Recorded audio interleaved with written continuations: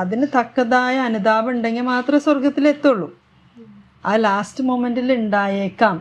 അപ്പം നമ്മൾ വിചാരിക്കുക ലാസ്റ്റ് മൊമെൻറ്റിൽ മാനേജ് ചെയ്യാം. ചിലപ്പോൾ നമുക്കത് മാനേജ് ചെയ്യാൻ പറ്റിയെന്ന് വരില്ല.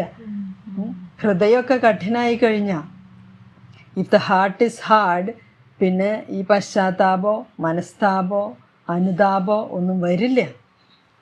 കഠിന ഹൃദയമായി കഴിഞ്ഞാൽ എത്ര പാപം ചെയ്താലും പാപബോധേ ഉണ്ടാവില്ല, പാപമാണെന്നുള്ള ബോധം ഉണ്ടാവില്ല.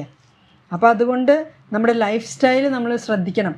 നമ്മുടെ ടൈം ടേബിള് ഓരോ ദിവസം എങ്ങനെയാണ് ജീവിക്കുന്നത്, അതിനനുസരിച്ച് ഹൃദയം കഠിനമായിക്കൊണ്ടിരിക്കുകയാണെങ്കിൽ പിന്നീട് അറിയില്ല നമ്മൾ നരകത്തിൽ ചെന്ന് പതിക്കുന്നത്.